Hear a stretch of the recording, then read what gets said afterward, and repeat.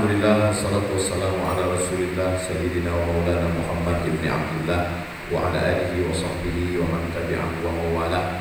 Raisul Jalasah Sayyidi Al-Habib Muhammad Hanif bin Abdurrahman Al-Abbas hafizahullah wa sa'adahullah, Al-Muallim Ubaidillah Hamdan hafizahullah wa ra'ah, Al-Ulama Al-Ajilla Al-Habaib Al-Afadil, Al-Ulama Al-Ajilla Al-Talabah Al-A'izza, semuanya insyaAllah dimuliakan Allah Subhanahu wa ta'ala. Amin ya rabbal alamin.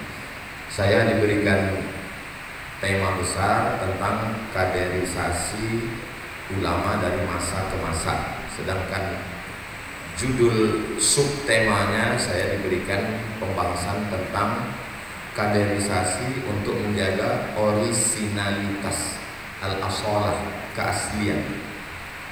Kaderisasi diambil dari kata kader.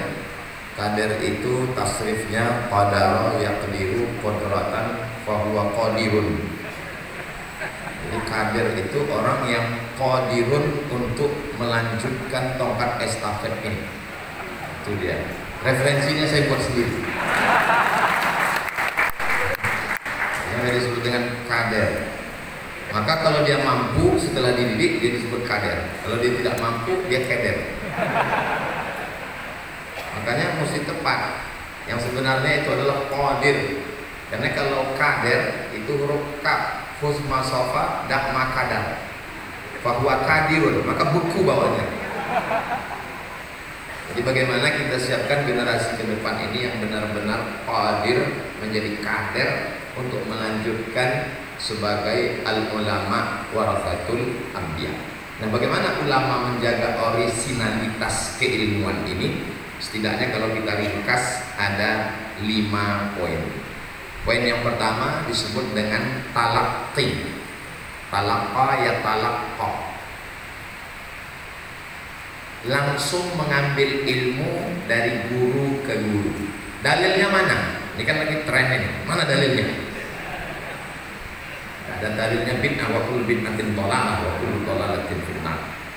Dalilnya itu diambil dari ayat Quran, a'udzubillahi minasyaitonir rajim, la tuharrik bihi lisanaka litahjala bih, inna 'alaina jam'ahu wa qur'ana summa inna 'alaina bayana. Ketika Nabi SAW mendengar bacaan Al-Quran, itu dibacakan oleh malaikat Jibril alaihissalam. Waktu Nabi mendengar Jibril membacakan, Nabi bergerak lidahnya. Maka ketika gerak lidahnya kata Allah, la tuharrik bihi lisanaka litahjala bih, inna 'alaina jam'ahu wa qur'ana. Kata ulama makna qur'ana illa 'alaina jam'ahu wa qira'atahu 'alaika. Maka guru membacakan, murid mendengar, itu disebut dengan talaqqi. Kalau ada orang baca Quran tidak talaqqi, beli Quran, mu'allaf masuk Islam, beli Quran, download Quran, Quran digital, download, baca sendiri. Alama. Oh, tulisannya begitu. Tapi kalau dia berguru alif lam mim, mana ada huruf alif di lamnya, mana ada huruf iya di mimnya? Itu hanya didapatkan melalui talaqqi. Maka kita membaca Quran itu bertalaqqi dari guru-guru kita, dan ada tradisi khataman Quran.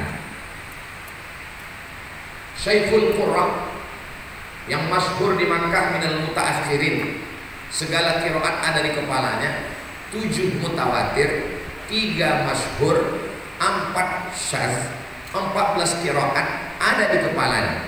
Namanya Syekhul Qurra, Syekh Hijazi. Syekh Hijazi punya murid namanya Syekh Azra'i Abdul Rauf. Syekh Azra'i Abdul Rauf 4 kali jadi juri musabaqah tilawatil Quran di Makkah Al-Mukarramah, punya murid, dan atas rekom dialah muridnya ini juga dari dewan juri di Makkah. Nama muridnya itu Profesor Dr. Al-Habib Sayyid Aqil Al-Munawwar. Di situ kita bersama. Syekh Hijazi ini satu tabaqat dengan Mbah Munawir Kerapia. Mbah Munawir Krapyak punya murid, itulah dia Mbah Arwani Kudus. Jadi semua masyaikhul qurra yang ada di Jawa, di Nusantara, itu ketemunya pada Mbah Arwani. Naiknya nanti ke Mbah Munawir, naiknya ke atas selevel Mbah Munawir Krapyak dengan Syekh Hijazi. Syekh Hijazi punya murid Syekh Abdul Raub, Syekh Azrail Abdul Raub pulang ke Pulau Sumatera. Jadi Pulau Sumatera dengan Pulau Jawa ketemu pada satu titik di Makkah Al-Mukarramah. Itu dalam bidang membaca Al-Quran.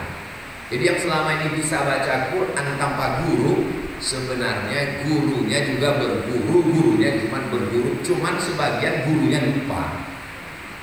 Dan memang ada tradisi kalau dia tidak hafiz, tidak hafal, tidak dikasih sanad. Biasanya muridnya itu membaca min awalihi ila akhirihi, barulah dia berikan sanad. Beda dengan sanad kitab, sanad hadis, sanad qiraat begitu ketatnya mereka dari Imam Hafs an Asim, qiraat Wars, qiraat Kumbul, qiraat Ibnu Katsir dan lain sebagainya. Alhamdulillah hari ini sudah ada ma'had qiraat. Kalau di Mesir namanya Ma'had Subra lil Qiraat. Kalau selesai situ diberi S1 lalu melanjutkan S2-nya di Al-Azhar, spesialisasi bidang qiraat.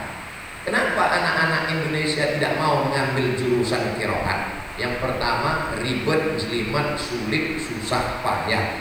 Kalau bahasa Arabnya takbuhu kasir wa taswiquhu hasir. Jadi lagi-lagi nanti kaitannya dengan kajian Sayyidi Al-Habib Muhammad Hanif bin Abdurrahman Al-Abbas, kembali kepada sifat yang disebutkan oleh Hujjatul Islam Imam Abu Hamid Al-Ghazali, bahwa dia lebih mementingkan akhirat. Karena kalau hanya sekedar ilmu banyak, hafal Quran, khatam qiraat, pulang-pulangnya nanti dia buka rumah makan juga. Karena dia tak tahan dengan dunia ini. Makanya mesti tidak sekedar khatam qiraatnya, tapi juga khatam akhlaknya. Betul apa yang dikatakan muallim. Kata muallim, mengutip dari muallim punya muallim, cukup dengan 3 sudah bisa mengetuk pintu surga. Alim dalam bidang akidah, alim dalam bidang fikih, alim dalam bidang tasawuf, tasfiyatul qulub, tazkiyatun nafs, suci hatinya bersih, barulah. Nanti kita alumni ini kalau dunianya masih kuat, qiraat yang mantap, hebat, orang sudah mulai datang, akhirnya fotonya banyak nyangkut di tiang listrik. Mau dicoblos tanggal 14 April nanti. Akhirnya bacaan qiraatnya itu bercabang-cabang. Lagi-lagi memang saya bukan melarang orang ahli Al-Quran untuk masuk ke dunia politik, karena kalau siapa tidak duduk di situ, kalau orang baik tidak duduk di situ nanti, tapi berbagi-bagi tugas ini penting. Ini dalam bidang bacaan Quran. Bagaimana dengan hadis Nabi Muhammad Sallallahu Alaihi Wasallam? Al-Jami', As-Sahih, Al-Musnad, Al-Mukhtasar min umuri Rasulullah Sallallahu Alaihi Wasallam wa sunanihi wa ayyami, yang disusun oleh Al-Imam Muhammad bin Ismail bin Ibrahim bin Al-Mughirah bin Bardisbah Al-Bukhari, meninggal tahun 256 Hijrah. Bagaimana dia bisa sampai ke Nusantara? Maka tentu saja yang memiliki sanad ini banyak, tapi salah satu yang memilikinya adalah Hadratus Syekh Muhammad Hashim Asy'ari. Hadratus Syekh Muhammad Hashim Asy'ari mendengar kitab ini min awalihi ila akhirihi dari Syekh Mahfud At-Tirmasi. Syekh Mahfud At-Tirmasi mendengar kitab ini min awalihi ila akhirihi dari Syekh Bakri Syato. Syekh Bakri Syato mendengar kitab ini min awalihi ila akhirihi dari, itulah dia mufti Syafi'iyah yang ada di Makkah Al-Mukarramah, Syekh Ahmad Zaini Dahlan. Syekh Ahmad Zaini Dahlan inilah yang menulis kitab Fitnatul Wahhabiyah. Jadi kalau ada orang mengatakan istilah Wahhabi ini fitnah dari Syiah. Syiah dari mana? Orang yang menulis Syekh Ahmad Zaini Dahlan bisa di-download dalam bentuk PDF. Disinilah ketemunya sanad-sanad Sahih Bukhari, Sahih Muslim, Muwatta Malik, bertemu pada titik besar bernama Syekh Ahmad Zaini Dahlan. dan salah satu muridnya sangat terkesan dengan kehebatan gurunya ini, maka diambil namanya yang sebetulnya namanya Muhammad Darwish, maka dipakai satu gurunya Ahmad Khatib Al-Minkabawi, diambil salah satu gurunya, itulah dia Kiai Haji Ahmad Dahlan dari Syekh Ahmad Zaini Dahlan. Bahwa setelah beliau meninggal terjadi perubahan-perubahan itu belakangan. Ini perlu ditelusuri lagi sejarah tentang kenapa ulama yang berpegang kepada sanad itu insya Allah tidak akan berubah. Lagi-lagi yang penting itu adalah talaqi yang diteruskan.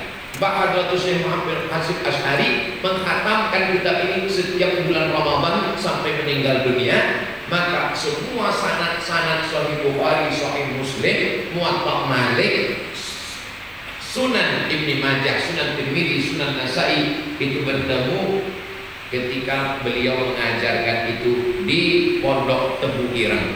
Ustaz kok tahu dari mana? Kebetulan saya menulis disertasi berjudul Syekh Muhammad Hasyim Asy'ari wa juhuduhu fi nasris sunnah fi Indonesia. Sudah disidangkan, bukan saya ngarang seperti pada Roya Kediri tadi. Lalu kemudian bagaimana dengan fikih? Kenapa kalau kita pergi dari mulai ujung Pulau Sumatera Aceh, kita mampir ke Banten, pergi ke Batavia, naik ke Kalimantan, pergi ke Sulawesi, kenapa ada kesamaan? Karena memang muaranya sama-sama dari Makkah Al-Mukarramah. Biasanya dari kitab yang kecil dulu Matan Takrib, setelah khatam naik ke atas Fathul Qarib, naik lagi ke atas, nanti ketemunya pada I'anatul Talibin. Setelah itu besar-besarnya mereka pada Al-Mahalli. Mereka mau kitab yang besar lagi, Al-Majmu' Syarah Muhazzab. Khatam kitab fikih Syafi'i ini, barulah mereka baca kitab Imam Hanafi, Imam Malik bin Anas Maliki, Imam Ahmad bin Hanbal Hambali, hanya sekedar muqaranah perbandingan. Tapi asas mazhab Syafi'inya sudah kuat. Dan mana?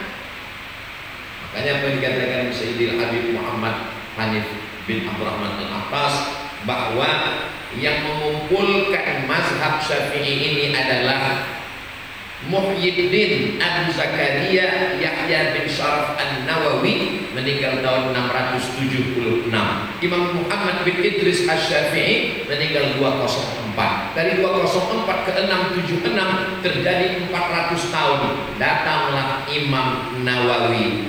Saking cintanya orang Nusantara dengan Imam Nawawi, coba hitung di setiap kita ini dalam keluarga pasti ada nama Nawawi. Ustaz sendiri ada, keponakan saya Nawawi, panggilan Nawawi. Guru-guru kita dia. Lalu kemudian Imam Nawawi menyusun, merevisi, tanqih, tahzib, talkhis, maka dia tulislah kitab berjudul Minhajut Talibin. Kitab ini ringkas, lalu kemudian dijelaskan oleh Imam Ibnu Hajar Al-Haytami, Tuhfatul Muhtaj. Datang pula lagi Imam Ar-Ramli, ditulislah Nihayatul Muhtaj. Imam An-Nawawi menulis lagi kitab yang luar biasa, itulah yang disebut dengan kitab Rawdatul Talibin. Kemudian datang setelah itu imam yang makamnya di samping Imam Syafi'i, Imam Zakaria Al-Ansari, menulis kitab Asnal Matalib. Apa kata ulama Syafi'iyah? Man lam yaqra' Asnal Matalib lam yakun Syafi'iyyan. Siapa yang tidak membaca ini maka diragukan kesyafi'iyahannya. Kenapa begitu ulama? Karena mereka mau supaya ada talaqi, membaca, mendengar. Maka kata Imam Muhammad bin Idris Asy-Syafi'i, "Idza qara'a 'alaika faqul akhbarana wa idza qara'ta 'alaihi, idza qara'a 'alaika faqul haddatsana wa idza qara'ta 'alaihi faqul akhbarana." Kalau gurumu membacakan kepadamu kitab itu, maka kau meriwayatkannya, katakanlah haddatsana Sayyidil Habib Muhammad Ali bin Abdurrahman Al-Attas. Tapi kalau engkau yang membacakan hadis itu dan gurumu mengangguk-angguk setuju, maka kau katakan akhbarana Sayyidi Al-Habib Muhammad Hanif bin Abdurrahman Al-Attas. Ketika orang tidak talaqi menerjemahkan hadis, dia buka kamus. Haddatsana menceritakan, akhbarana mengkabarkan, telah menceritakan kepada kami, telah mengkabarkan kepada kami, telah menceritakan kepada kami, telah mengkabarkan kepada kami. Dhalla wa adalla. Apa maknanya? Pentingnya talaqi, membaca, bertemu dengan guru, melihat wajah guru, mendengar suara guru, sehingga kalau orang ini agak nyasar-nyasar dikit dalam menjelang tidurnya, datang gurunya menegur, jangan kamu nyasar. Kenapa? Karena ruh guru ada hubungan emosional. Itulah yang dalam tarekat disebut dengan rabitatus syekh. Ada hubungan emosional. Sekarang belajarnya ke YouTube, nggak mungkin YouTube datang. Walaupun YouTube itu ada juga tasrifnya, tabaya tubuh YouTuber. Nah, ini bagaimana? Yang pertama adalah talaqi. Yang kedua itu yang disebut dengan kitab. Mana dalilnya kita mesti belajar dengan kitab? Ketika Imam Muhammad bin Idris Asy-Syafi'i sudah mengkhatamkan kajinya kepada Imam Sufyan. Ada dua Sufyan. Yang di Kufah Sufyan Ats-Tsauri, sedangkan yang di Makkah Sufyan Ibnu Uyainah. Imam Syafi'i bertemu dengan Sufyan Ibnu Uyainah. Setelah khatam kajinya dengan Imam Sufyan Ibnu Uyainah, dia pun melanjutkannya ke kota Al-Madinah Al-Munawwarah. Lalu kemudian dia ketemu dengan gubernur Madinah. Wahai gubernur Madinah, tolong bawakan aku ke rumah Imam Malik bin Anas. Kata gubernur Madinah, andai kau suruh aku memindahkan bukit Uhud, lebih ringan daripada menemui Imam Malik bin Anas. Begitulah hibahnya ulama. Kenapa gubernur segan menemui Imam Malik? Karena Imam Malik nggak pernah bawa proposal. Bukan kata saya, kata Habib Malik. Kan kajian ini. Man zaqamara sultan faqula lisanu. Siapa yang merasakan kuahnya sultan, maka berat lidahnya untuk berkata. Itu baru kuahnya. Gimana kalau rendangnya?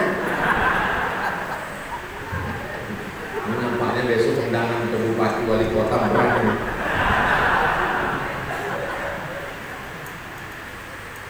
Kata Imam Malik, ketika datang Imam Muhammad bin Idris Syafi'i datang ke rumah Imam Malik bin Anas meninggal tahun 179. Assalamualaikum. Waalaikumsalam. Keluarlah khadim Imam Malik bin Anas. Siapa yang datang? Saya mau ketemu dengan Imam Syafi'i. Sebentar, khadimnya masuk ke dalam. Wahai Imam Malik, ya itu ada tamu di luar, katanya mau belajar. Kata Imam Malik, temui dia, suruh dia baca kitab saya Muwatta. Lalu kemudian khadimnya keluar. Wahai kamu Syafi'i, baca kitab Muwatta. Nanti kalau sudah baca baru datang talaqi dengan Imam Malik. Lalu Imam Syafi'i berkata, sampaikan kepada Malik bin Anas bahwa Muwatta itu sudah di sini semua. Inilah dalil sebelum ngaji baca kitab dulu setengah paham, nanti pahamnya baru sama Syekh. Dan metode inilah yang dipakai di barat. Makanya semua yang mau masuk ke barat tidak diterima kalau tidak menguasai referensi. Semuanya ada rujukannya. Orang-orang di Fakultas Kedokteran ujian akhirnya membaca referensi yang ditulis oleh Ibnu Sina, judulnya Al-Qanun fit Tibb, diterjemahkan ke dalam bahasa Inggris The Canon of Medicine. The Canon of Medicine, sehingga mereka bisa memahami apa itu. Saya pernah membuka kitab Al-Qanun fit Tibb 2 jilid setebal 2 kali Quran di perpustakaan Darul Hadis Maroko. Saya buka-buka tulisannya, gambar pisau, pisau bedah, kulit, tulang, mufradatnya sulit, saya tutup lagi. Ternyata dokter-dokter diminta untuk menguasai referensi itu, barulah mereka sah menjadi dokter. Buku tidak membuat orang menjadi dokter. Kalau tidak percaya, beli buku kedokteran dari semester 1 sampai semester 14, baca sendiri di rumah. Habis itu operasi orang, insya Allah mati. Buku tidak membuat orang menjadi alim. Buku itu mesti ditalaqqikan kepada masyayikh. Dokterlah yang akan mengukur, ini dosisnya begini, pisaunya begini, ini kamu salah baca. Jangankan ilmu kedokteran, ilmu ketobiban aja kalau salah baca dikasih sama gurunya. Kamu pulang ke rumah kalau ada apa-apa baca buku ini. Dia baca buku, akhirnya dia kasih mati muridnya yang sakit. Kenapa? Di buku itu tertulis sebenarnya Al-Habbatus Sauda. Kebetulan digigit rayap jadi Al-Hayyatus Sauda. Betapa orang tidak bisa belajar kepada buku. Dibacanya hadis tentang as-salatu ilal anza. Salah baca as-salatu ilal anza. As-salatu ilal anza. Beda antara anazah dengan anza. Yang satu sholat menghadap tongkat, yang satu lagi sholat menghadap kambing. Jadi itu bisa. Orang yang tidak talaki membaca kitab-kitab ini, membaca Quran pun bisa salah. Innallaha bari'um minal musyrikin wa rasulih.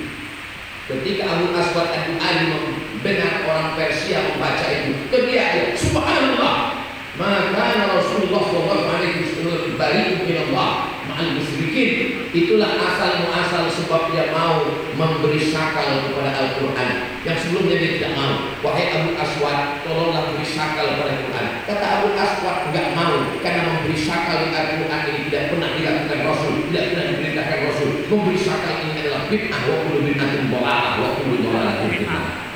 Ini hadis ini bukan baru sekarang aja viralnya, sudah dari dulu. Tapi karena hajat manusia, karena kesalahan membaca. Orang membaca Quran tanpa talaki, dia baca fariqun fil habbah wa fariqun fis sa'ir. Sebagian gandum masih dalam bentuk biji, sebagian lagi sudah nyaris jadi tepung gandum. Padahal ayatnya fariqun fil jannah wa fariqun fis sa'ir. Kalau tidak berburu, bisa kacau balau orang membaca Quran, membaca hadis Nabi, kekeliruan yang luar biasa. Lalu kemudian setelah membaca kitab, pintu kepada kitab ini adalah bahasa. Talaki, kitab, bahasa. Tidak boleh belajar di Universiti Kebangsaan Malaysia kalau tidak mengambil 2 SKS bahasa Melayu. Ustaz kok tahu? Saya 2 semester di sana. Dosennya namanya Cik Ramli. Dosen ini tamat dari USU, Universitas Sumatera Utara.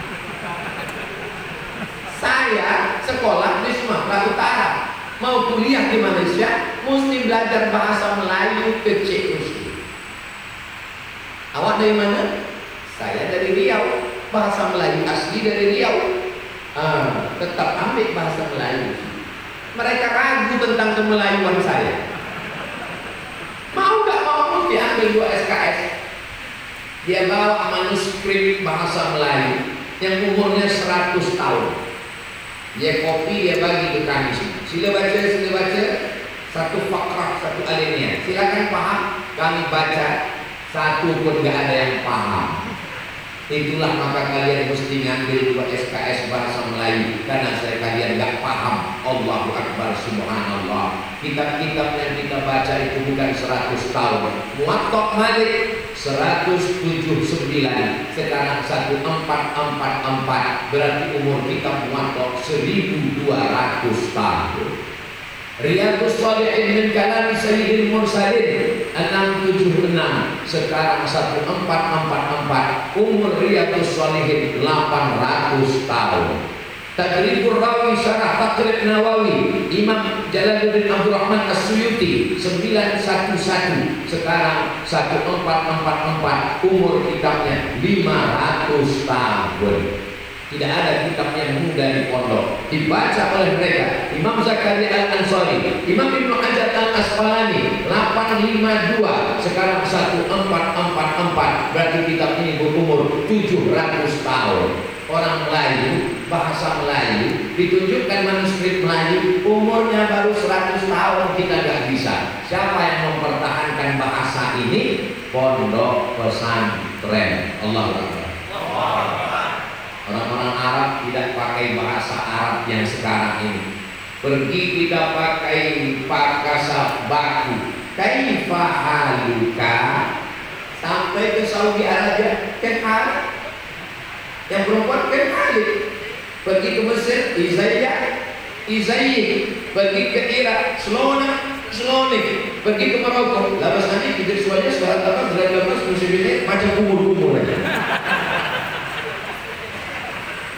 Siapa yang mempertahankan bahasa kitab ini? Pondok pesantren. Berawal dari matan Al-Ajurrumiyah, naik ke Kawakib Durriyah, naik ke Al-Amriti, naik ke Alfiyah Ibn Malik, naik kepada Syarah Ibn Aqil. Memang diperlukan kesabaran yang luar biasa. Di mana mereka mempelajari ini? Fil Jami'. Makanya yang keluar dari universitas doktor ketemu dengan yang keluar dari Jami', heran. Kenapa kami yang belajar di Jami'ah enggak seperti kalian yang belajar di Jami' Talaqi? Apa kata yang keluar dari Jami'? Kami belajarnya di Jami', kalian belajarnya di Jami'ah. Walaysa dzakaru kal unsa. Jadi kalau mau menjaga orisinalitas, maka Sayyidi Al-Habib Muhammad Hanif bin Abdurrahman Al-Attas mesti kembali membuka talaqi halaqah fil Jami'. Lalu orang yang di Al-Jami'ah yang belajar 2 SKS 16 tatap muka, potong pertemuan pertama, potong mid semester, potong UAS ujian akhir semester, libur macet, asap dan kopi. Apa yang bisa kita harapkan untuk menjaga orisinalitas ini? Lalu kemudian apa yang keempat? Pertama, talaqi. Yang kedua, kitab. Yang ketiga, kuncinya bahasa Arab. Yang keempat adalah manhaj, metode yang dipakai.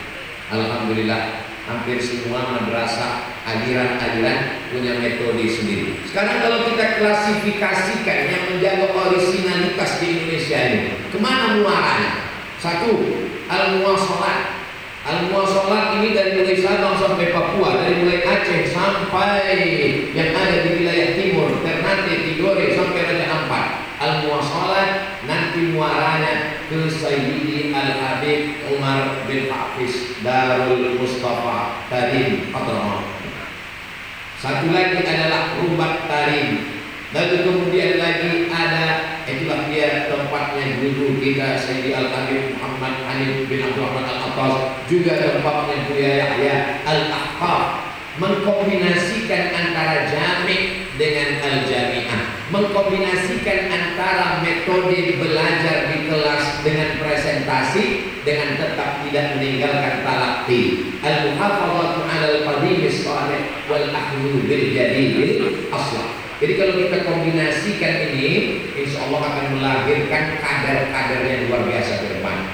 Lalu kemudian kelompok mana lagi yang ada? Ada yang disebut dengan As-Safwah Al-Malikiyah. Dari mulai Aceh sampai ke timur Indonesia, alumninya bertebaran. Bahkan ketika sampai saya ke Sarawak dan Kucing, bertemu dengan murid, siapa penggagasnya, motornya, Sayyidi Al-Habib Muhammad bin Alawi bin Abbas Al-Hasani Al-Maliki, yang sekarang dilanjutkan oleh Sayyidi Ahmad bin Muhammad bin Alawi bin Abbas Al-Hasani Al-Maliki. Jadi saya yakin dan percaya sampai hari kiamat ini akan tetap dijaga Allah. Amin. Jadi ada aliran para kiai Nahdlatul Ulama. Kalau di Sumatera di mana Pak Ustaz? Di Medan, Sumatera Utara. Itu ada masjid yang menjadi ikon.